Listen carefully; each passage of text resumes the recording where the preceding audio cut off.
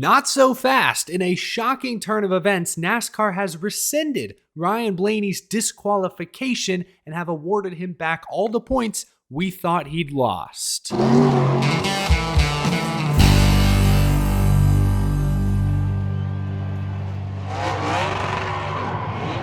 How's it going, y'all? My name is Eric. Welcome to Out of the Groove emergency episode.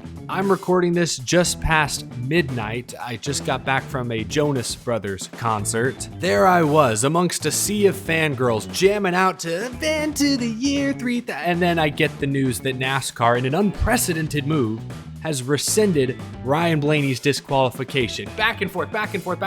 Shoot, by the time I post this video, they'll probably re-disqualify him at this rate. I couldn't go to bed without first recording an episode. This also gives me a chance to catch up on some of the news from earlier today, I guess now yesterday, depending on when you're watching this, that I missed. Also, got a very special, spooky announcement to make a little later on in this video. Stay tuned for that. You won't want to miss it. But getting on track, yes, Ryan Blaney's 6th place finish at Las Vegas this past Sunday was initially disqualified after NASCAR found his left front shock did not meet the minimum extended damper length. This ruling knocked Blaney to 8th on the playoff grid, 56 points below the cut line. But then, Monday night, NASCAR issued the following statement. After further review of the inspection process throughout this weekend's events at Las Vegas Motor Speedway, NASCAR has rescinded the number 12 disqualification penalty.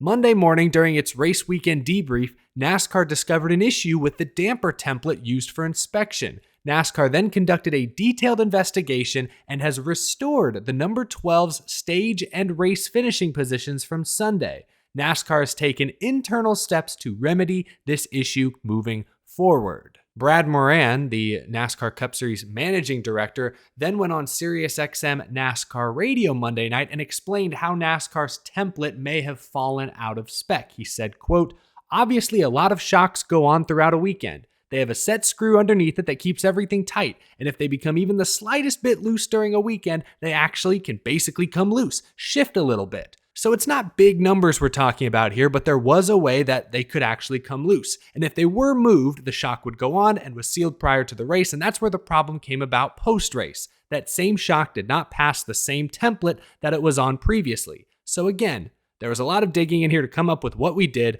but when we were all done, NASCAR had ownership in it. It was not a team problem, and we'll own up to that. And that's why the penalty's getting rescinded." A lot of words there. We'll unpack this in a moment. First, let's go ahead and look at the original points. I guess now the updated points with Blaney's points restored. Mathematically, he's not in must-win territory, but it's going to be difficult for Team Penske to outrun William Byron, Martin Truex Jr., Denny Hamlin, even Tyler Reddick, Christopher Bell for that matter, collect more stage points than them, finish better than them.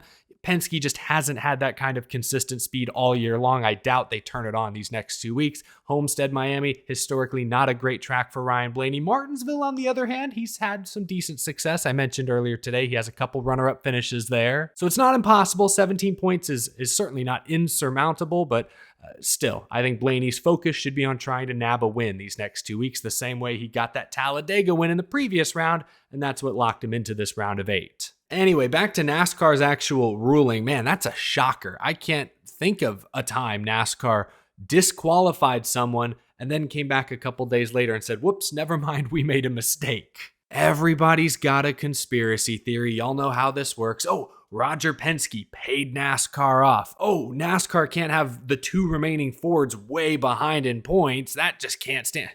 Come on. I don't easily buy into that kind of stuff. All I know is that this can't be a mistake NASCAR makes again, especially in the next-gen era when penalties are so much steeper than they've been previously. NASCAR can't routinely be getting things wrong. We're still early in the next-gen era. I think both the teams and NASCAR are still figuring everything out about how these cars are put together, the inspection process.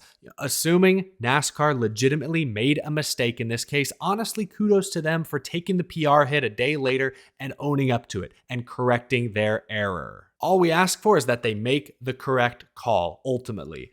Took them an extra 24, 36 hours or so, but it seems in this case, they are making the right decision. I know Ryan Blaney fans out there are breathing the hugest sigh of relief. I can hear y'all's sighs from here. I'm not going to sit here and feed into conspiracy theories.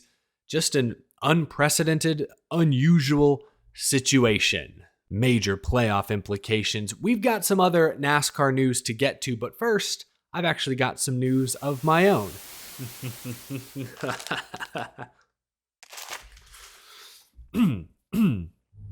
2 Octobers ago, the racing world was introduced to the legend of the Halloween machine. They still can't touch the Halloween machine at Groovy Hollow. Sim racing star Josh Berry wheeled the fearsome machine to a triumphant victory. Last year, we learned of the Halloween machine's origins. Decades ago, it thwarted the Junkyard Jacks on the high banks of Daytona.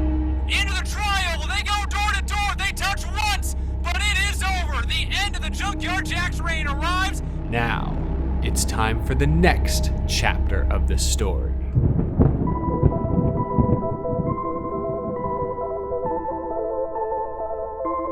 On Tuesday, October 24th, top sim racers will take part in a spooky showdown at Groovy Hollow Raceway. There will be tricks, treats, prizes to give away as well, and just like previous years, this year's event is all to benefit Extra Life and Children's Miracle Network hospitals. With your help, we've managed to raise over $20,000 the past 2 years, and this year, we're hoping to go bigger and better than ever. I've once again partnered with AE Engine and Podium Esports to bring this Halloween event to life. We'll be live right here on this channel at 7:30 p.m. Eastern Time, again on Tuesday, October 24th. For more information and to find the Extra Life donation link, head to groovyhollowraceway.com, or you can click the top link down in the description.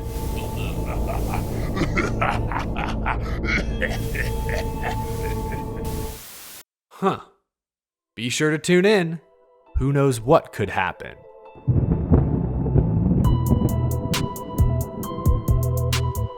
Oh yes, it's Groovy Hollow season. I can't wait. 3rd annual Groovy Hollow charity race. Again, one more time, that's next Tuesday, 1 week from today, October 24th. Broadcast begins at 7:30 p.m. Eastern Time right here on my YouTube channel. Click the link down below to learn more and to donate to Extra Life, a great cause. Moving on, boy, if you want your heart melted, look no further than this video Stewart-Haas Racing put out yesterday. They released an emotional 7-minute tribute to Kevin Harvick featuring very sentimental messages from Rodney Childers, Tony Stewart, many members of Kevin Harvick's race team. They also revealed Kevin Harvick's special throwback scheme for Homestead this weekend.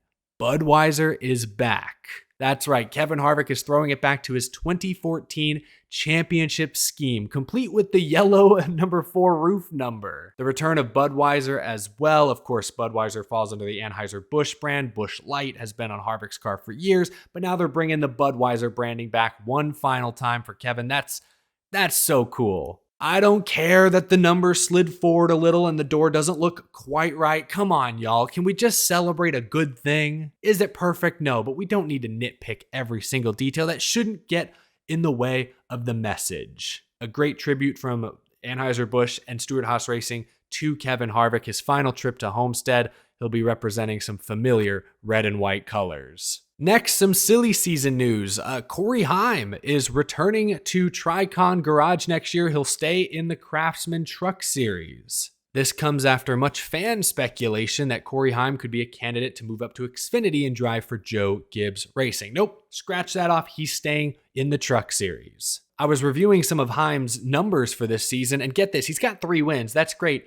He has 18 top 10 finishes in 20 truck starts. Only 2 finishes outside the top 10. That's crazy, especially considering this is truly Heim's first full-time season in the Truck Series. It's Heim time, baby. Very much in contention for this year's Truck Championship. We now know he's running it back next year which means Joe Gibbs Racing still has some seats to fill in the Xfinity Series. Riley Herbst was recently rumored to be considering a return to Joe Gibbs Racing. We now know he's staying with Stewart-Haas Racing in the Xfinity Series for another season. And hey, after he just won by over 15 seconds at Las Vegas, it's hard to say he's making a bad decision. Chandler Smith, we talked about recently, reportedly wants to come to JGR, but that contract situation is murky. Late last week, Sheldon Creed announced he's leaving Richard Childress. So could he be a candidate to fill one of the JGR seats? That's a rumor going around. Corey Heim has had an amazing Truck Series season. In my opinion, he's worthy of an Xfinity opportunity, but we know how this game works. It comes down to sponsorship. And while Heim may bring plenty of talent, plenty of potential, I don't think he's bringing a lot of cash. You look at his truck this year, every race, it's Safelite, it's JBL, it's Mobil 1, classic Toyota TRD partners. Someone's got to step up and support this Georgia kid. I like what I'm seeing. I think he's the real deal. We'll see him back in trucks for another year. And lastly, Legacy Motor Club confirmed yesterday that John Hunter Nemechek will drive their number 42 Cup Series car at Homestead this weekend. Originally, Carson Hocevar was supposed to finish the year in that car, but no, Legacy is opting to get their future driver some extra seat time a year early. This just makes too much sense. No disrespect to Carson Hocevar, he's done very well in a substitution role, but he's not a Toyota driver. He's not part of Legacy Motor Club's future. John Hunter Nemechek is. I'm sure it was bureaucratic red tape. Oh, he's a Toyota driver. He can't be seen driving a Chevy. I'm sure that's what blocked this from happening until now, but it just makes all the sense in the world from Toyota's perspective, at least, to get John Hunter some extra next-gen seat time. Who cares if it's behind the wheel of a Chevrolet? It's a substitution role. Everybody gets it. John Hunter is your driver of the future. Carson Hocevar is a rival at this point. So yeah, if you can, get John Hunter as much seat time as possible. Hocevar is still expected to drive the 42 at Martinsville and Phoenix, but John Hunter will have a legit shot to make some noise at Homestead, Miami this weekend. But there you go. Those are the latest top stories. I've got to go get some rest. My ears are honestly still ringing, but it was a good show. Jonas Brothers put on a solid, big, spectacular concert. It was my girlfriend's idea to go. I didn't fight her on it. I grew up with Disney Channel, Camp Rock. Yeah, I like some of the Jonas Brothers classic hits. They put on a decent show. It was a good time, but I'm exhausted. So I think we're going to end this episode right here. Leave a like if you enjoyed. Subscribe if you're new to the channel. We talk NASCAR every single day or night, rain or shine, concert or no concert, does not matter. We're here, and thank you to my Patreon supporters for your very generous contributions. I'll be on site at Homestead Miami Speedway this weekend to cover the action. Many of y'all have asked about meetups. I don't currently have anything scheduled, but if something comes up, I will let you all know right here. You'll hear about it. But thank you all for the support. I'll see you at the track in just a few days. Y'all take care.